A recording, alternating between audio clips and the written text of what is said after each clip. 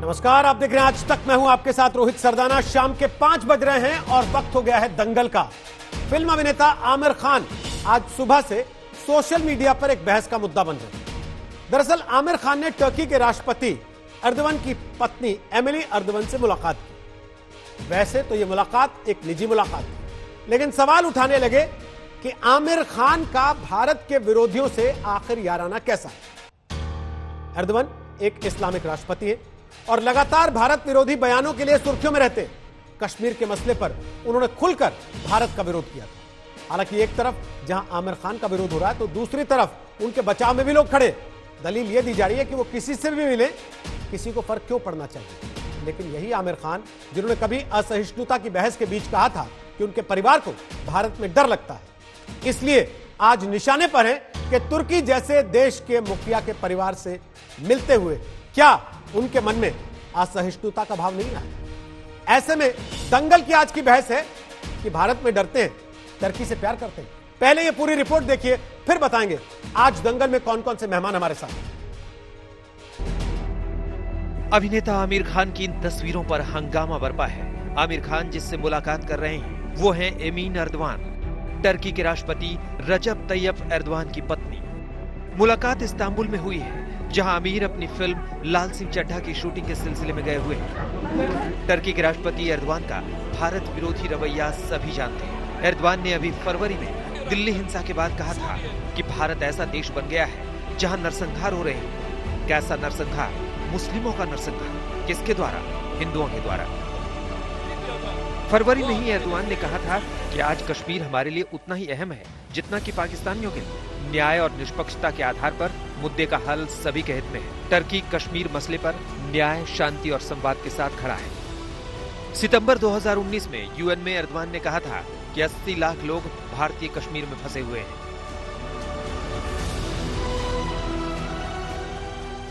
Erdogan सिर्फ भारत विरोधी ही नहीं बल्कि ऐसे कट्टर इस्लामिक हैं जिन्होंने हाल ही में हागिया सोफिया को मस्जिद में बदल दिया है। ऐसे में टर्की के राष्ट्रपति के साथ आमिर खान का मेलजोल बीजेपी, आरएसएस और वीएचपी से जुड़े बहुत लोगों को रास नहीं आया है। आजकल कुछ नेता, अभिनेता अपने आर्थिक हित साधने के लिए राष्ट्रीय हितों को भी परवान चढ़ाने पर तुले हुए हैं। आखिरकार ये बताइए कि ये जो टर्की वही है ना जिसने धारा 370 का विरोध किया था, राम मंदिर का विरोध किया था, भारत के अंदरूनी मामलों में हस्तक्षेप करने की ये निरर्थक प्रयास किया था। क्या इनका आशीर्वाद ही बचाता तुम्हारे लिए? और जिस थाली में खाते हो उसमें छेद करने से बाज आओ। आपके सुधी दर्शक और फैन इस बात को अच्छी तरह समझ रहे हैं। Important to have a sense of security. Aamir Khan को लेकर हंगामा इसलिए भी बरपा है क्योंकि ये वही आमिर खान है जिन्होंने असहिष्णुता के हंगामे के बीच ये कहा था कि भारत में डर लगने लगा है। Do I agree with that? I also feel that there is a sense of insecurity, there is a sense of fear. Aamir Khan 2018 में भी विवादों में घिरे थे क्योंकि इजराइल के प्रधानमंत्री बेंजामिन नेतन्याहू के बॉलीवुड इवेंट में वो नहीं आए थे। हालांकि कांग्रेस इस पूरे हंगामे को फिजूल का बता रही है। I don't know Amir Khan at all, quite frankly. I'm a fan, but I don't know him at all. Now, who is meeting and what he is doing is perhaps his concern. Aamir की film पीके पर हिंदू विरोधी होने का आरोप भी लग चुका है। ऐसे में उनका ताजा विवाद बेहद सुर्खियों में है। अनन्या भट्टाचार्य के साथ आज तक ब्यूरो। तो आपको बता दें कि दंगल में आज हमारे साथ गौरव भाटिया होंगे। वो बीजेपी के राष्ट्रीय प्रवक्ता हैं, सुप्रीम कोर्ट के वकील हैं। हमारे साथ अशोक सज्जनहार होंगे, पूर्व राजनयिक हैं, डिप्लोमेट, विदेश मामलों के जानकार। हमारे साथ तस्लीम रहमानी है जो कि इस्लामिक स्कॉलर है, मुस्लिम पॉलिटिकल काउंसिल ऑफ इंडिया के साथ वो जुड़े हुए हैं। हमारे साथ सायरा शाह हलीम है, वो जानी मानी एक्टिविस्ट हैं, अक्सर टीवी डिबेट्स में आप उनको देखते हैं। सोनम महाजन हमारे साथ होंगी, वो सोशल मीडिया एक्सपर्ट और सोशल वर्कर हैं। और साथ ही कांग्रेस के सांसद अभिषेक मनु सिंह भी कुछ देर के बाद हमारे साथ कुछ मिनट के लिए इस कार्यक्रम का हिस्सा होंगे। लेकिन सबसे पहला सवाल, गौरव भाटिया, अगर मेरी आवाज आप तक आ रही है, शायद क्योंकि गौरव भाटिया गतिविधि जो दिख रही है उसमें लगता नहीं कि आप तक आवाज पहुंच पा रही है। मैं आपके पास आऊं उसके पहले तस्लीम साहब से एक सवाल पूछ लेता हूं फटाफट। तस्लीम साहब, क्यों आपको लगता है कि आमिर खान आज निशाने पर आ गए, तब जबकि ना वो देश के सांसद हैं, ना मंत्री हैं, ना कोई चुने हुए नेता हैं, ना राजनीतिक पार्टी के नुमाइंदे। रोहित, मैं ये तय नहीं कर पा रहा कि ये आमिर खान निशाने पे आए हैं, ये तुर्की निशाने पे आए हैं। ये दोनों में बड़ा कंफ्यूजन है। मुझे लगता है कि ये तुर्की से ज्यादा आमिर खान अगर निशाने पे हो तो चलिए हम सबर कर लेंगे, लेकिन जो अभी आपने एक स्टेटमेंट वीएचपी के जनरल सेक्रेटरी साहब का दिखाया, उससे ऐसा महसूस होता है कि वो तुर्की को निशाने पे लेना चाहते हैं। हमारे जो प्रधानमंत्री जी हैं, 2 मरतबा तैयब रजब अर्दगान तुर्की के प्रधानमंत्री यहाँ आके उनसे मिल चुके हैं। सुषमा स्वराज जी 2016 में गई थी, वहां पर मुलाकात करके आई हैं। हमारे जो ट्रेड रिलेशन है उस वक्त 2015 में $6 बिलियन के थे, अब बढ़ के $12 बिलियन के हो गए हैं। हमारा जो एक्सपोर्ट है और जो इंपोर्ट है वो 5.5 से बढ़ के अभी 8 बिलियन का हो गया है। एक हमारा उत्तर प्रदेश में पुल बनाने का काम तुर्की की कंपनियां कर रही हैं, महाराष्ट्र में तुर्की की कंपनियां बना रही हैं, और ये इसके बावजूद हो रहा है कि हमारा जो कस्टम ड्यूटी है वो तुर्की के प्रोडक्ट्स पे 70% तक है। तो ये रिलेशनशिप हमारे जो मजीद बढ़ने जा रहे हैं तुर्की के साथ। तो अगर प्रधानमंत्री जी मिल रहे हैं, हमारे फॉरेन मिनिस्टर जा रहे हैं, तो आमिर खान भी चले गए तो क्या गजब हो गया। तो क्या बहुत सारे सोशल काम प्रधानमंत्री, आमिर खान भी करते हैं, विदेश मंत्री, प्रधानमंत्री और एक पोस्टर बॉय में बॉलीवुड के कोई अंतर नहीं है, पहला। और दूसरा, मैं अशोक सज्जनहार को चर्चा में ला रहा हूं। अशोक सज्जनहार, क्या यह जरूरी है जिसके साथ व्यापार हो उसके साथ हमारा प्यार भी हो?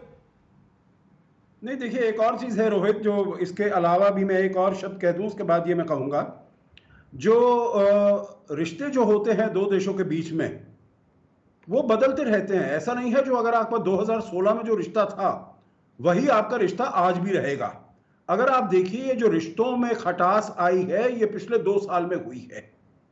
तो इसीलिए हमको ये समझना चाहिए जो आज के हमारे संबंध कैसे हैं तुर्की के साथ, बिल्कुल अच्छे नहीं हैं। चाहे 370 के बारे में हो, चाहे कश्मीर के बारे में हो, चाहे पाकिस्तान में जब वो गए राष्ट्रपति एर्दोगान, तो हमारे संबंध बिल्कुल अच्छे नहीं हैं। और मैं तो ये कहूंगा जो जब आमिर खान वहां पर जाते हैं इंडिविजुअल कैपेसिटी में नहीं जाते हैं, वो तो ही इज अ आइकॉन, आप बॉलीवुड के आइकॉन है। अगर कोई इंडिविजुअल कैपेसिटी में जाता तो मिस्टर एर्दोगान की बीबी उनसे मिलने में इतनी वो उनको शौक नहीं होता, और मिलकर वो इतनी तस्वीरें लेकर अपनी फेसबुक पर वो नहीं लगाती। वो इसीलिए लगा रही है क्योंकि he is an icon, he is a well recognised individual. अब आपके प्रश्न पर आते हुए रोहित जी, बिल्कुल भी वो नहीं है जो अगर आपके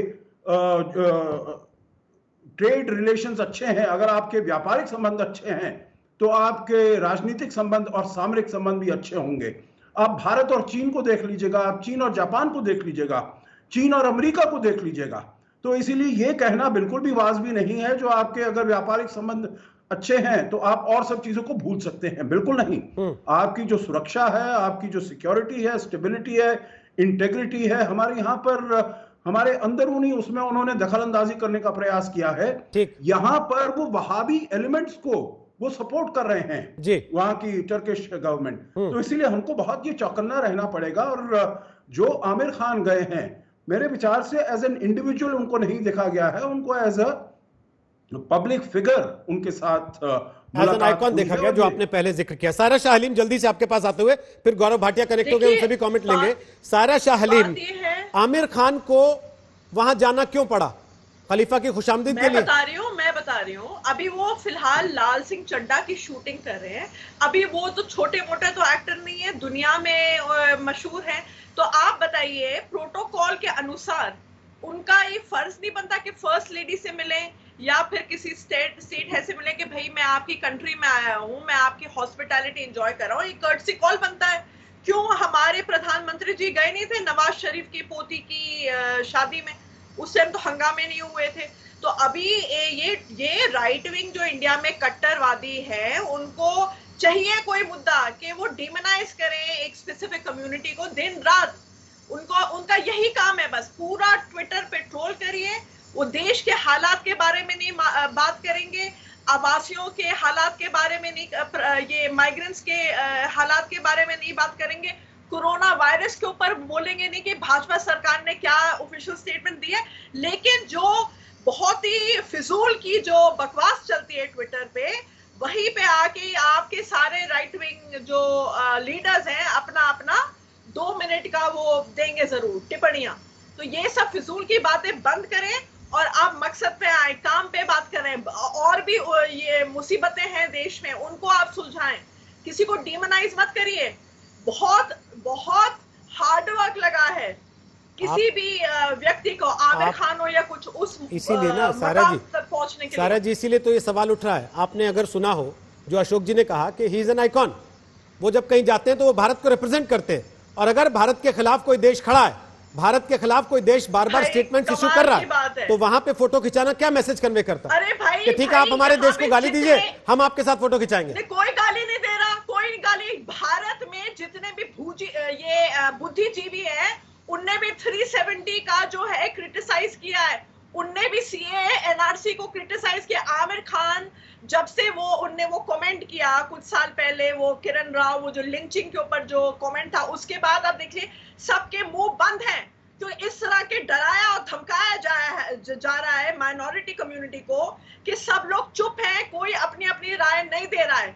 और ये बहुत ही शोक की बात है। पता नहीं आप किसके लिए कह रही हैं। ये तस्लीम साहब आपके साथ बैठे हैं पैरेलल आपके, ये ऑलमोस्ट हफ्ते में 3 से 4 दिन इसी चैनल पे बैठते हैं, खुल के अपनी बात कहते हैं, ना मैं इनकी जुबान पकड़ता हूं ना इनको रोकने की कोशिश करता हूं कि आप क्यों बोल रहे हैं। तो होती है देखिए, अब एक तरफ आप ये भी कह रही हैं सायरा जी, अगर आप सायरा जी, मैं केवल मुझे पता है भाई, मैं भी आती हूं बाकी चैनलों, सायरा जी देखिए ना, मैं फिर आपसे एक बात कह रहा हूं सायरा जी, आप चैनल पे नहीं, सायरा जी आपके साथ अगर कहीं कोई दुर्व्यवहार हुआ तो उसके लिए फिर मेरे ऊपर आप ना डाले ना कि भाई हमें बोलने नहीं दिया जाता। ना, मेरे साथ आपके चैनल के साथ कोई आपत्ति नहीं है, इसका मतलब ये नहीं है कि बाकी लोग डिमोनाइज नहीं करते। नहीं, तो यहाँ बैठ के आप बोल रही है ना, यहाँ आपको सुना भी जा रहा है और यहाँ से आपको और लोग भी सुन रहे हैं।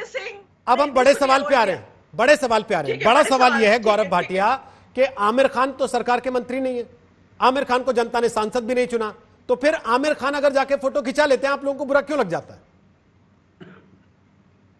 सबसे पहले अपनी स्वतंत्रता है, वो क्या करते हैं। लेकिन एक बड़ा सवाल आपके चैनल पे उठाता हूँ, मैं सुन रहा था सबको। आप ये बताइए, देश के प्रति क्या नागरिक की कोई जिम्मेदारी नहीं होती? आमिर खान आज आमिर खान कैसे हैं? क्योंकि उनको 130 करोड़ भारतीय, चाहे हिंदू हो, चाहे मुसलमान हो, सिख हो, ईसाई हो, उनका प्यार मिला, सम्मान मिला। और टर्की में जाके जिन एमीना से मिल रहे हैं, आप मुझे बताइए, ये वो टर्की है जिसने हमेशा पाकिस्तान का साथ दिया है।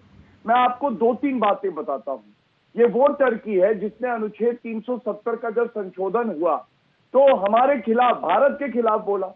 तो अगर आमिर खान, और मेरे को ये यकीन है कि उनके दिल में भी भारत बसता है, तो वो ऐसे टर्की में जाके उस प्रेसिडेंट की बीवी से कैसे मिल सकते हैं? दूसरी बात, ये वही टर्की है जिसने कहा कि दिल्ली दंगों में मुसलमानों को प्रताड़ित किया जा रहा है। हमारे को तो गर्व है जो पंथ निरपेक्षता हमारे देश में है, वो रोहित जी कहीं नहीं है। बल्कि टर्की में मैं आपको बता दूं, 99.8% लोग मुसलमान हैं, और इसलिए कि आपका धर्म भी वहां जबरन परिवर्तन होता है, और अगर आपका धर्म कुछ और बताया जाता है उसको भी बदल दिया जाता है।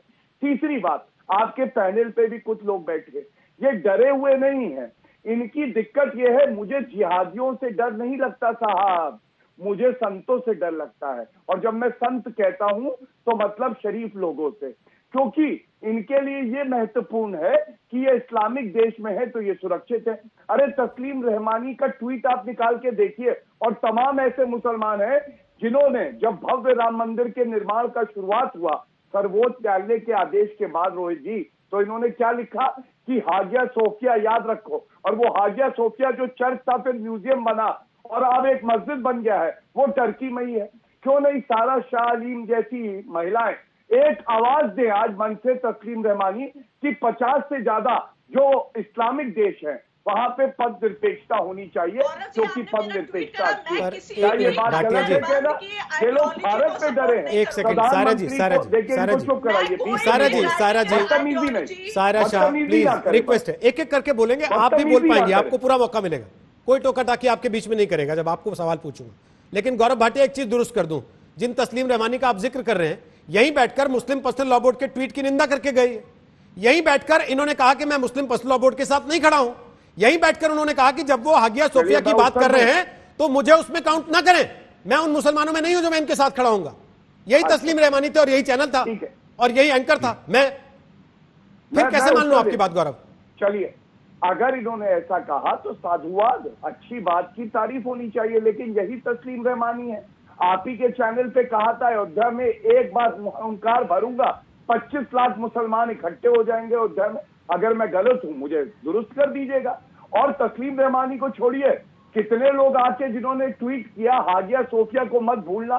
तो मैं रिक्वेस्ट करता हूं, मेरी गुजारिश है एक भारतीय होने के नाते, अगर पंथ निरपेक्षता अच्छी है तो ये इंटरनेशनल बाउंड्रीज क्या है? यहाँ के 20 करोड़ मुसलमान एक पत्र तो लिख के कहे, एक गुहार तो लगाए कि ये जो 50 इस्लामिक देश हैं ये गलत करते हैं, इनको पंथ निरपेक्ष होना चाहिए। इसमें क्या गलत बात है? और सबसे बड़ी बात है, आमिर खान को ये याद रहना चाहिए जो भारत का दुश्मन है वो उनका भी दुश्मन है। गौरव जी, क्या आप सत्ताधारी पार्टी के प्रवक्ता होने के नाते आज ये औपचारिक तौर पर कह रहे हैं कि टर्की भारत का दुश्मन देश है? क्या ये भारत की विदेश नीति है? मैं बड़ी जिम्मेदारी से एक बात कह दूं, ये जो क्षेत्र अधिकार होता है ये सरकार का होता है, चाहे पाकिस्तान हो टर्की हो, उससे किस तरह से बातचीत करेगा। लेकिन उनके जो बयान मैंने बताया, अनुच्छेद 370 जो संवैधानिक तरीके से संशोधित हुआ, टर्की ने हमारा विरोध किया। तो हमारा तो मैं भी बता चुका हूं, रोहित जी आपसे पहले अशोक जी ने भी बता दिए। दूसरी बात, दिल्ली के दंगों में कहना कि मुस्लिम प्रताड़ित किए जा रहे हैं, मैं कह रहा हूं, मैं आपसे 100% सहमत कि टर्की ने बार बार हमारे खिलाफ बयान दिए, लेकिन बतौर एक देश भारत ने क्या स्टांस लिया? क्या भारत ने औपचारिक तौर पर कभी अपने नागरिकों से यह कहा कि टर्की से हम कारोबार बंद कर रहे हैं, जैसे आपने चीन से कहा? आपने भारत के नागरिकों से कभी यह कहा कि पाकिस्तान के कलाकारों को जगह नहीं देनी चाहिए क्योंकि पाकिस्तान हमारा दुश्मन मुल्क है, इसलिए भारत के कलाकार भी वहां जाके तस्वीर ना खिंचाएं? आपने कहा एक बार भी आज तक सरकार के तौर पे? मैं बताता हूं। देखिए, चाहे टर्की की बात आप कर रहे हैं, पहली बात मैंने कहा एक नागरिक की क्या जिम्मेदारी होती है और सरकार को अपना काम बखूबी पता है। आप मुझे बताइए, क्या पाकिस्तान के साथ मोस्ट फेवर्ड नेशन का जो दर्जा दिया हुआ था वो खत्म नहीं किया गया? जो वाटर ट्रीटी थी उसको संशोधित नहीं किया गया? क्या पाकिस्तान को घुस के नहीं ठोका, बालाकोट पे जगह नहीं दिखाई? अगर मैं एक नागरिक हूं, क्या मेरी कोई जिम्मेदारी नहीं है? क्या मैं इंतजार करूंगा कि सरकार आप ये कह रहे हैं कि गौरव भाटिया, आप ये कह रहे हैं कि आमिर खान से बतौर नागरिक एक जिम्मेदारी एक्सपेक्टेड थी, तस्लीम रहमानी उसमें व्यापारिक रिश्तों के साथ तोलना उचित नहीं है, ये गौरव भाटिया का कहना है। आप बोलिए, फिर सोनम आ गई और सारा कुछ बोलना चाहती हैं, बोलिए फटाफट तस्लीम। देखिए रोहित जी, सबसे पहले तो अशोक जी बहुत सीनियर और बहुत तजुर्बेकार और बहुत ही सम्मानित हमारे डिप्लोमेट हैं, उनकी बात सिराखों पे, उनसे इख्तलाफ का मेरी जुर्रत नहीं है, मेरा हौसला भी नहीं है। लेकिन मैं एक बात फिर भी कहूंगा कि पिछले 2 साल में हमारे डिप्लोमेटिक रिलेशन इंटरनेशनल फोरम पे तुर्की के प्रेसिडेंट के साथ हमारे प्राइम मिनिस्टर के साइड ट्रैक बातें कई बार हुई है, G20 में भी और कई इश्यूज पे रही हैं। तुर्की हमारा देश नहीं है। आर्टिकल 370 की अगर आप बात कर रहे हैं तो आर्टिकल 370 की मुखालफत दुनिया के बहुत सारे देशों ने की थी, इंक्लूडिंग यूनाइटेड स्टेट्स। ये मत भूलिए, यूएस ने उस वक्त ये तक कहा था कि हम बीच में जो है वो करेंगे, वो करे क्या, मध्यस्थता करने को तैयार है, यहां तक यूएस के प्रेसिडेंट ने उस वक्त कहा था। और जिस तरीके से आप जी, और जो आप हमारे भाई गौरव भाई जो कह रहे हैं हाजिया सूफिया को लेके, मैंने जिस वक्त उसको मस्जिद में कन्वर्ट किया गया था तब भी मेरा क्रिटिसिज्म का ट्वीट मौजूद है, अगर आपने पढ़ा होगा, और बाबरी मस्जिद में बता ही दिया आपको। इसके अलावा मैं ये कहना चाहता हूँ, हम अगर दोस्ती और दुश्मनी आप भी जानते हैं आवाज ट्रेवल करती है, 8 सेकंड लगते हैं कम से कम, वो देर से सुनते हैं, कह रहा हूं कि फिर वो बात अधूरी रह जाती है और दूसरी बात में जम करना पड़ता है। एक एक करके बोल लीजिए। एक या दो बयानात की रोशनी में क्या हम अपने दोस्त और दुश्मन तय करते रहेंगे? आप जरा गौर कीजिए, पिछले 2 साल में हमारे दुश्मनों की तादाद अतराफ में कितनी बढ़ी है और दोस्त हमारे कितने बढ़े। तो ये अगर हमारी पब्लिक की जो फॉरेन डिप्लोमेसी है वो ये तय करेगी कि मैं किससे मिलूंगा, क्या खाऊंगा, क्या पहनूंगा, क्या बोलूंगा, ये तो बड़ा अजीबोगरीब माहौल हो जाएगा। फिर हम किस डेमोक्रेसी में रहेंगे? अगर कोई पर्सनल गर्ज आमिर खान से है, ये तुर्की जस्ट बिकॉज वो एक मुस्लिम देश है तो हमारा पर्सनल गर्ज हो जाए, चूंकि हम कुछ राइट विंगर्स हैं, तो ये मेरा ख्याल है इस देश के ओवरऑल जो हमारा कैरेक्टर उसको पे करता है। चलिए 2 बार 3 बार ये जिक्र है, सारा ने भी किया, आपने भी किया कि राइट विंगर्स तय करना चाहते हैं कि देश की फॉरेन पॉलिसी क्या हो या लोग किससे मिले किससे ना मिले। सोनम महाजन बोलिए, सोनम महाजन जवाब दीजिए उस बात का। रोहित जी, मेरी समझ में ये नहीं आ रहा है कि राइट विंग लेफ्ट विंग का मसला कैसे है। आमिर खान जी कोई एक आम नागरिक नहीं है, वो एक तो इंडियन मुस्लिम्स में उनका एक बहुत बड़ा ओहदा है, वो काफी नोटेबल मुस्लिम है।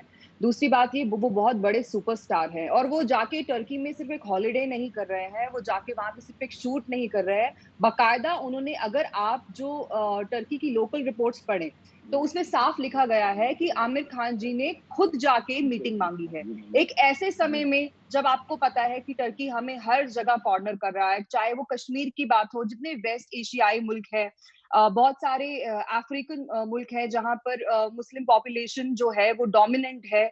आप सऊदी को देख लीजिए, सबका एक ही स्टैंड है कि इंडिया, कश्मीर जो है वो इंडिया का एक इंटरनल मैटर है, ये हमारा एक अंदरूनी मामला है।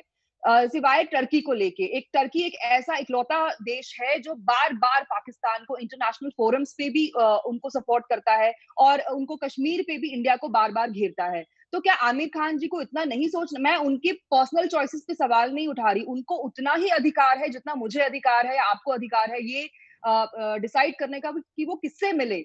पर क्या उनको इतनी सेंसिटिविटी नहीं होनी चाहिए? क्या उनको इतनी समझ नहीं होनी चाहिए कि किस समय पे जाके वो ये स्टेप ले रहे हैं? क्योंकि इसकी वजह से एक बहुत ही लाउड स्टेटमेंट उन्होंने दिया है कि देश कुछ भी करे, मेरा अपना अलग ही चलता है, मुझे नहीं फर्क पड़ता, मैं तो जाके ऐसे लोगों से मिलूंगा जो आपके बारे में, देश के बारे में पूरा दिन बयानबाजी करते हैं, क्योंकि मेरा एक पर्सनल ये एक पर्सनल मैटर है। आप उस लेवल पे होके, उस स्टेटस पे होके जहां पे आमिर खान जी हैं, जो उनका स्टैचर है, उस लेवल पे जाके आप इस तरह से मतलब एक्सक्लूसिवली नहीं सोच सकते हैं। ठीक है, आपको पता है कि आपकी हर एक आपका जो एक्शन है उससे लोग आपके बारे में एक धारणा बनाएंगे, ओपिनियन बनाएंगे। ठीक है, अब मेरा सवाल सारा शाह ये है कि कांग्रेस के नेता अभिषेक मनु सिंघवी ने आज सुबह ट्वीट किया था जिसमें उन्होंने साफ साफ तौर पे लिखा कि ये एर्दोगन साहब जो है ये तो खलीफा बनना चाहते हैं।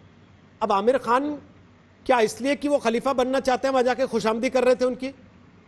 देखिए ये अपना लॉजिक है, सबके यहाँ पे दिमाग है, सबको पता है कि उस ओहदे पे हैं तो पहला जो प्रोटोकॉल होता है, इतने बड़े हस्ती हैं भाई, वो कोई छोटे मोटे आदमी तो नहीं है कि मैं जाके एक ऑफिशियल एक कॉल ऑन कर लूं फर्स्ट लेडी से।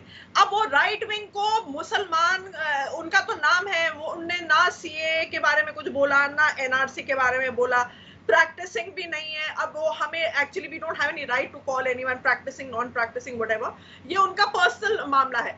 लेकिन किसी को डिमोनाइज करे क्योंकि उनका नाम आमिर खान है, ये बात गलत है। बिकॉज उनने इतना ही डोनेशन दिया है भारत के प्रति, कोई भी सोशल इशू हो, मुद्दा हो, इतने संस्कारी पिक्चरों में एक्टिंग करा है, बढ़ोतरी दी है सोशल इश्यूज को। तो इस वक्त पे और 1 second, and I want to tell this lady कि आपको ये भूल गई कि जब ये सीए एनआरसी का जब जिक्र हो रहा था, 154 यूरोपियन लॉ मेकर्स थे जिन्होंने ड्राफ्ट किया था एंटी सीए रेजोल्यूशन, और वो लोग बकायदा बोले थे कि ये तो भैया बहुत ही सीवियर मानववादी एक इशू बन जाएगा, ह्यूमैनिटेरियन इशू बताया। ये बात मत भूलिए, तो वो सारे एंटी नेशनल थे जो 154 यूरोपियन लॉ मेकर्स थे। आप क्या बात कर रही हैं?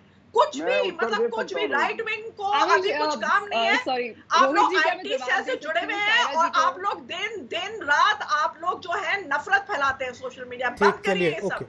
ओके, सोनम जवाब दे रही है, फटाफट से सोनम फैलाती है। सोनम फटाफट। रोहित जी, पहले तो ये प्रैक्टिसिंग की बात जो सायरा जी ने कही, आमिर जी की बहुत सारी ऐसी तस्वीरें हैं जो वो पाकिस्तान के बहुत सारे मौलवी किस्म के लोगों के साथ उनकी तस्वीरें हैं, फिर वो काबा भी शायद जा चुके हैं। तो ये मुझे नहीं पता ये सायरा जी ने अपने घर में बैठ के कैसे डिसाइड कर लिया कि वो एक प्रैक्टिसिंग मुसलमान नहीं है। दूसरी बात, आमिर जी ने अगर एक, सायरा जी लेट मी कंप्लीट, जब आप बात कर रही थी तो मैं आपके बीच में नहीं बोली थी, so let me complete, have some decency please. या तो दूसरी बात, आमिर जी ने अगर सीएए या एनआरसी पे कोई स्टेटमेंट नहीं दी तो it is as good as giving a statement only, क्योंकि अदरवाइज आमिर खान जी जो है वो बहुत बड़ बोले हैं। जब इंटॉलरेंस की अवार्ड वापसी गैंग जो है पूरे अपने अवार्ड वापस कर रहा था, तो आमिर खान जी ने तो बड़े ही ओपनली कहा था कि हमें इस देश में बहुत ज्यादा इंटॉलरेंस फील हो रही है, मेरी पत्नी जो है वो तो देश छोड़ के जाने की बात कर रही है। अभी बैंगलोर की है उनकी जो धर्म पत्नी है किरण राव जी, वो तो बैंगलोर की है। बैंगलोर में इतने दंगाई लोगों ने क्या क्या किया बैंगलोर में ओवरनाइट, तो तब उनकी पत्नी को क्या डर नहीं लगा? तब उन्होंने कोई स्टेटमेंट क्यों नहीं दिया? तो क्या सोनम मैं ये समझूं कि आमिर खान ने जो कुछ साल पहले बयान दिया था कि मेरी पत्नी ये कहती है मुझे भारत में डर लगता है, वो असहिष्णुता वाला कांटा अभी भी चुभा हुआ है और उसका बदला आज आमिर खान की वो फोटो आने के बाद लिया जाए। बिल्कुल रोहित जी ये बदले की बात कैसे है? आमिर खान जी बहुत ही वोकल है। अगर उन्होंने उस टाइम कोई बयान दिया और आज वो कुछ नहीं बोल रहे तो ये क्वेश्चन हम लोग we are not holding that against him. No, वो अपने खुद के डबल स्टैंडर्ड्स दिखा रहे हैं, वो खुद अपने डबल स्टैंडर्ड्स दिखा रहे हैं कि उनको मुसलमान दंगाइयों से तो कोई डर नहीं लगता, पर अगर एक हिंदू जाके गौ की रक्षा कर देता है तो उनको बहुत डर लगने लगता है। आज तक कितने हिंदू हैं जिन्होंने बॉम्ब फोड़ दिए? आज तक कितने हिंदू हैं जिन्होंने इस देश में बॉम्ब तोड़े हैं? अच्छा, एक एक करके बोलते हैं, एक एक करके बोलते हैं। मैं बोलूं क्या कंप्लीट? हाँ, सारा ये राइट विंग है, ये ऑनलाइन लिंचिंग कर रही है और उनको समझ नहीं आ रहा कि कौन दुश्मन है, कौन शत्रु है। जी, मैं एक चीज आपसे कह रहा हूँ सायरा जी, मैं एक चीज आपसे कह रहा हूँ, मैं केवल एक चीज कह रहा हूँ, मसला नहीं, मसला यहाँ लेफ्ट विंग राइट विंग का नहीं है ना, मसला इस समय देश के एक प्रतिनिधि का चेहरा अगर किसी ऐसे मुल्क के राष्ट्राध्यक्ष की पत्नी के साथ नजर आ रहा है जिसको अशोक जी भी खुद मान रहे हैं, आप लोग सब स्वीकार कर रहे हैं कि पिछले कुछ समय में वो भारत के खिलाफ बातें करता रहा है, तो अशोक जी क्या बतौर नागरिक वाली जिम्मेदारी की परिभाषा में फिट बैठता है मामला? जो गौरव भाटिया जस्टिफिकेशन दे रहे थे कि भाई नागरिक के तौर पे आमिर खान को खुद कॉल लेना चाहिए था। ठीक है, हम व्यापार कर रहे हैं टर्की के साथ, तो क्या हुआ? ठीक है, हमारे फॉरेन रिलेशन है, तो क्या हुआ? ठीक है, पीएम मिलते हैं, तो क्या हुआ? आपको सोचना चाहिए था कि इसने 370 पे बोला है तो मैं इसके साथ फोटो नहीं खिंचाऊंगा।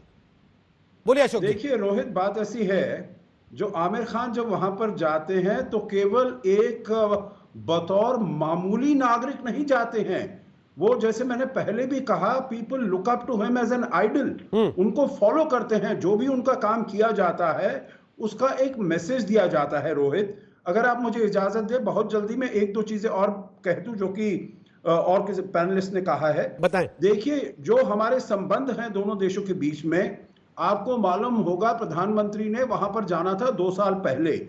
जब एर्दोगान की ऐसी स्टेटमेंट्स आई तो उन्होंने अपना वहां पर जो विजिट था, वहां का दौरा था, वो रद्द कर दिया। प्राइम मिनिस्टर का दौरा रद्द करना बहुत बड़ी बात होती है। दूसरा, आपको यह भी याद होगा, जो हमने वहां पर से काफी ज्यादा अपनी शिपयार्ड के लिए हमने इंपोर्ट करना था, वो सब भी हमने रद्द कर दिया है। तीसरी बात आप देखिए, जो जब 370 और सीएए की बातें होती है, राष्ट्रपति ट्रंप जब भारत आए थे, उन्होंने क्या कहा जब उनसे प्रश्न पूछा गया ये प्रेस कॉन्फ्रेंस में, जो ये भारत का अंदरूनी मामला है, पुतिन ने क्या कहा इसके बारे में, ये भारत का अंदरूनी मामला है। देखिए, हमको डिस्टिंग्विश करना है, जो एक मैडम बोल रही थी, जो 154 लेजिस्लेटर्स ने यूरोपियन यूनियन में कहा, वी हैव टू डिस्टिंग्विश जो वहां की सरकार क्या कहती है। यहां पर ये जो सरकार के हेड हैं, इन्होंने ये कहा है जो ये 370 और भारत में जो दंगे हो रहे हैं। आखिरी बात मैं ये कहूंगा, देखिए, जो वहां के सारे जो मुस्लिम देश हैं, सऊदी अरेबिया, यूएई, देखिए पाकिस्तान प्रयास कर रहा है जो ओआईसी की मीटिंग हो कश्मीर के बारे में, सऊदी अरेबिया ने उसको बिल्कुल भी तूल नहीं दी है। पिछले 1 साल से वो बोले जा रहा है, और यहां तक कि महमूद शाह कुरैशी ने उनको एक धमकी दे दी, आप नहीं करेंगे तो हम करेंगे। उन्होंने उनका सारे पैसा जो आ रहा था, $1 बिलियन रोक दिया, तेल रोक दिया। देखिए, मैं कह रहा हूं, जो एक आपके पैनलिस्ट कह रहे थे हमारे संबंध अच्छे नहीं हुए हैं, मैं कहूंगा हमारे संबंध बहुत अच्छे हुए। और मिडिल ईस्ट की क्योंकि हम बात कर रहे हैं, उन देशों में उन्होंने सबसे बड़े खिताब हैं वो प्रधानमंत्री मोदी को दिए हैं पिछले 3-4 साल। पर सर, मेरा एक सवाल है, क्योंकि आप उन लोगों में रहे हैं जो कि देश की विदेश नीति को ड्राफ्ट करते रहे होंगे, क्या देश की विदेश नीति ट्विटर और फेसबुक पे तय होगी कि कौन किसको ट्रोल कर रहा है, कौन किसके बारे में क्या लिख रहा है तस्वीर खिंचाने पे? वहां से तय होगा किस देश के साथ कैसा संबंध रखना? नहीं, देखिए, वो तो आपके अपने हितों पर निर्भर करेगा, परंतु एक डेमोक्रेसी होते हुए जो लोगों का सोचना है और जो लोगों का कहना है, उसकी भी एक जगह होती है, उसका भी अपना महत्व होता है। वैसे जो सरकार निर्णय लेगी वो अपने हितों को देखकर, देश के हितों को देखकर वो निर्णय करेगी। गौरव भाटिया, जिन सारे लोगों ने भारत में एनआरसी का, सीएए का विरोध किया, 370 का विरोध किया, क्या सरकार ये मानती है कि वो सारे भारत विरोधी हैं? बिल्कुल भी नहीं, लेकिन विरोध करने का तरीका संवैधानिक होना चाहिए, हिंसापूर्वक नहीं हो सकता है। दूसरी बात, सबसे अहम बात यह है कि जब सीए का विरोध होता है तो ये बात याद रखिए कि सीए वो कानून है जो पार्लियामेंट में पास हुआ है, और सर्वोच्च न्यायालय ने उस कानून पे आज तक रोक नहीं लगाई है, वो संवैधानिक।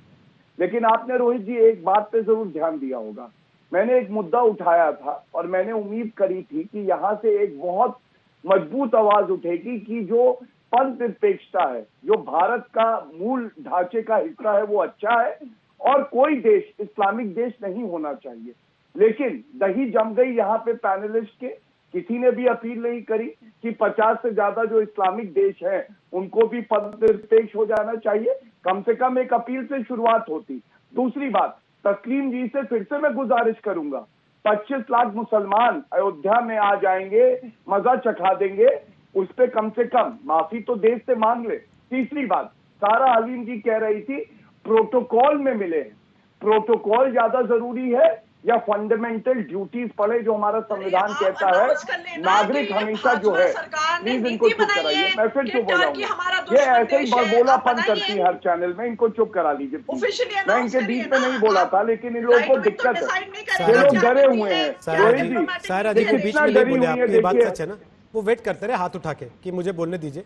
3 लोगों के बोलने के बाद मैं उनके पास गया, सुन लेते हैं उनको, उसके बाद आप ही के पास आऊंगा। अभिषेक मनु सिंह भी आ रहे हैं, उनको भी सुनिएगा सब लोग। बोलिए गौरव, फटाफट कंप्लीट कीजिए, अभिषेक मनु आ रहे हैं, बोलिए। धन्यवाद।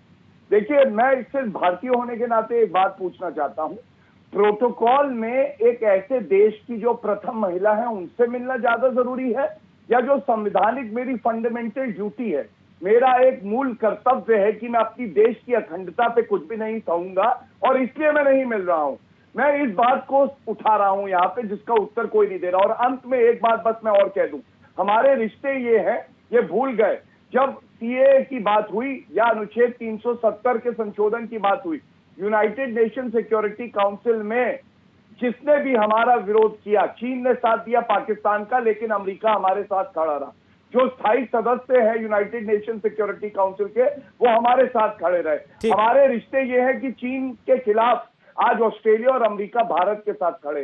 ये लोग ये भूल जाते हैं कि हमारी विदेश नीति हमें और मजबूत बनाती है, कमजोर नहीं। ठीक है, अभिषेक मनु सिंह भी कांग्रेस के सांसद, फटाफट कुछ सवाल हम उनसे करेंगे, हमारे साथ आ रहे हैं।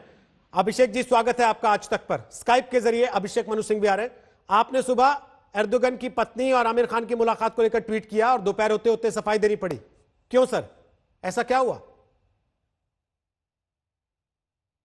अब मैं क्या करूं, अगर प्रेस को सनसनीखेज करने में शौक है और ऐसे शब्द इस्तेमाल करने हैं जो तथ्य से दूर हैं।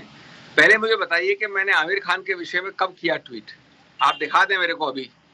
नंबर 2, मैंने सफाई कब दी, ये भी दिखा दीजिए।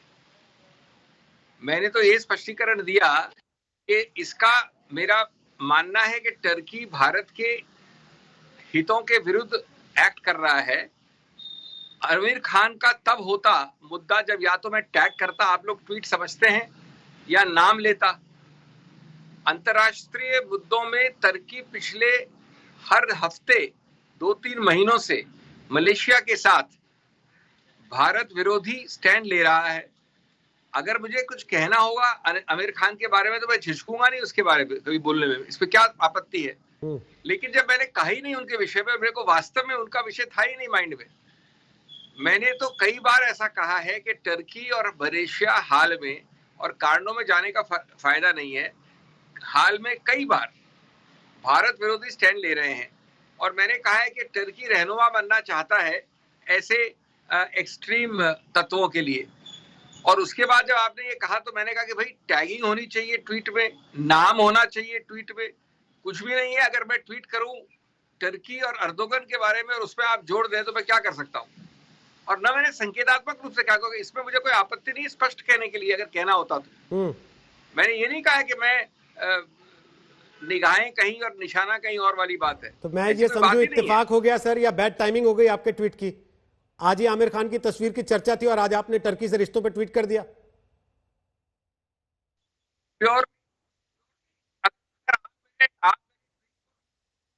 अगर आप मेरे ट्वीट को टैग करेंगे तो बताइए मैं क्या कर सकता हूं।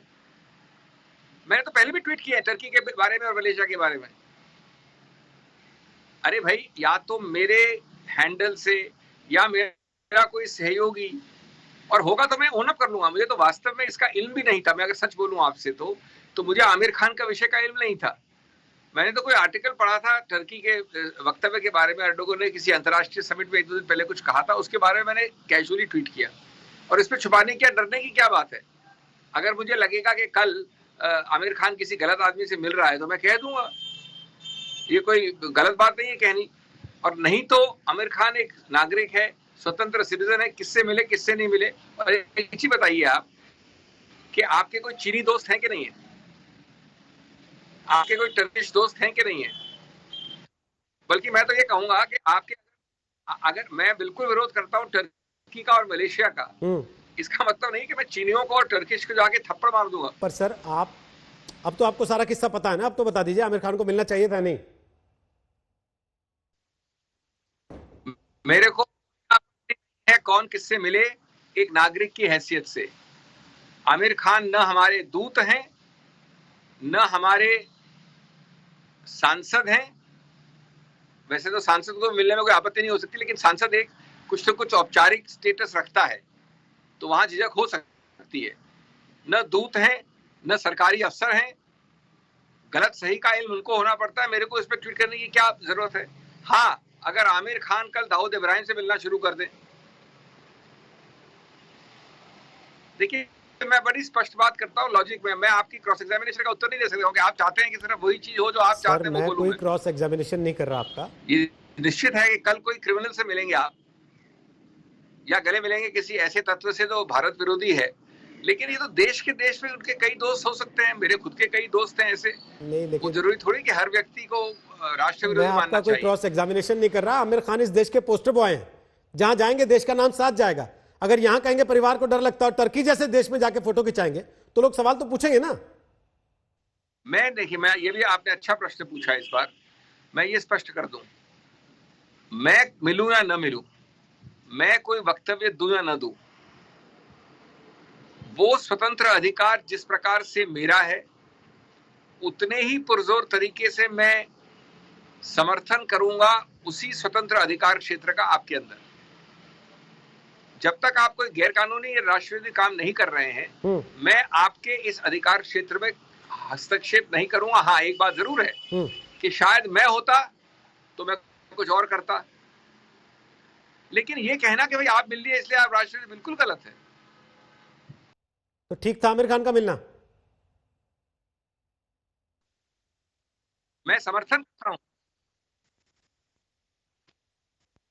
मैं समर्थन कर मामलों में वोल्टेयर के शब्दों का समर्थन करता हूं। वोल्टेयर ने कहा था कि I will oppose you vigorously but defend your right to speak contrary to what I think. ये मुद्दा बिल्कुल ये नहीं है कि क्या आप आमिर खान को प्रतिबंधित कर सकते हैं, वो क्या करें, क्या बोलें, किससे मिले। ठीक, साथ साथ वो मुद्दा नहीं हो सकता जरूरी कि आप भी वैसा ही करें या समर्थन करें उनका जो कर रहे हैं वो। उनके स्वतंत्र अधिकार है, उन्होंने कोई गैरकानूनी काम नहीं किया है। हाँ, मैं विरोध करता हूं टर्की का और मैं विरोध करता हूं मलेशिया का, मैं सांसद भी हूं।